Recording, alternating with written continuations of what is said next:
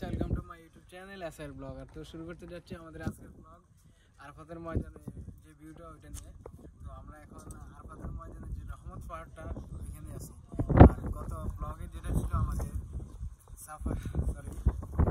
মক্কার যে ব্লগটি ছিল আমাদের উমরা নিয়ে তাওয়াফ করা এবং কি সাফা মারা ধরে নিয়ে, আর এটা একটু আলাদা আমাদের এখানের এই ব্লগটি হতে যাচ্ছে আমাদের আরাফাতের ময়দানের ভিউটা নিয়ে।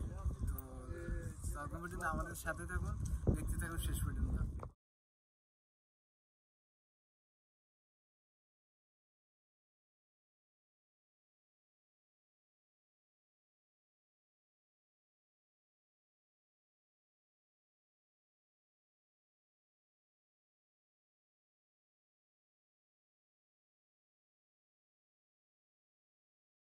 আমাদের সাথে আছে কাকা শ্বশুর ভাই সৈকত আর জালাল কই, এই তো জালাল জালাল আয় সকাল হয়েছে। তো আমরা সবাই একসাথে আসছি আরাফাতের ময়দানে ঘুরতে আসছি এখানে। তো ভিউটা সত্যি অসাধারণ, দেখুন সত্যি খুব অসাধারণ ভিউটা,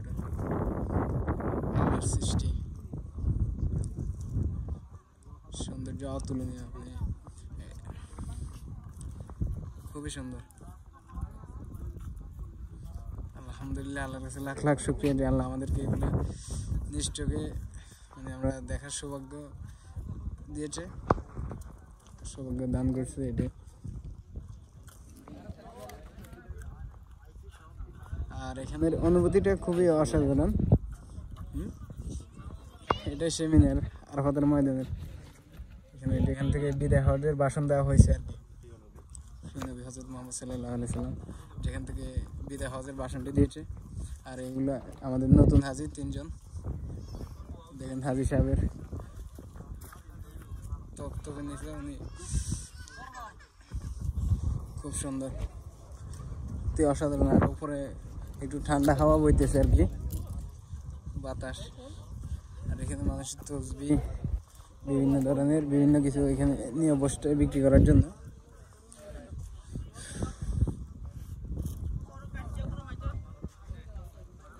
মাশাআল্লাহ, আল্লাহর কাছে লাখ লাখ শুকরিয়া যে আল্লাহ আমাদেরকে দেখার তৌফিক দান করেছে।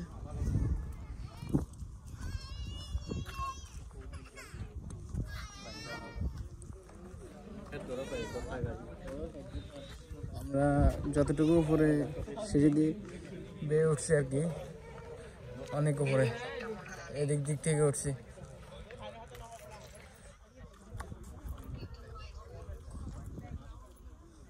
এই যে বড় বড় পাহাড়গুলো,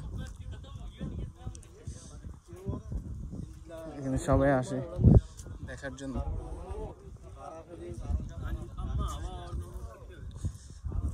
সত্যি আল্লাহ সৃষ্টি অতুলনীয়, এটার সাথে কোনো কিছুরই তুলনা হয় না। আলহামদুলিল্লাহ। তো সবাই দোয়া করবেন, আমরা রিয়াদ থেকে আসছি, আবার যাতে সেই সালামতে রিয়াদ পৌঁছাতে পারি, সবাই দোয়া করবেন। আর আল্লাহ যাতে আমাদের উমরা হজ কবুল করে নেয় সেজন্য দোয়া করবেন।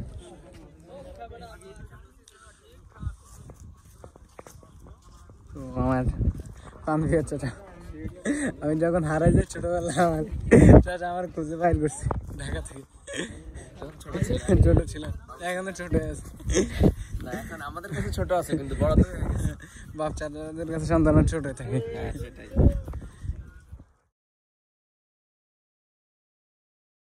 আমরা পুরো ভিউটা তুলে ধরার চেষ্টা করলাম যেখান থেকে নবী করিম সাল্লাল্লাহু আলাইহি সাল্লাম বিদায় হজের ভাষণটি দিয়েছে।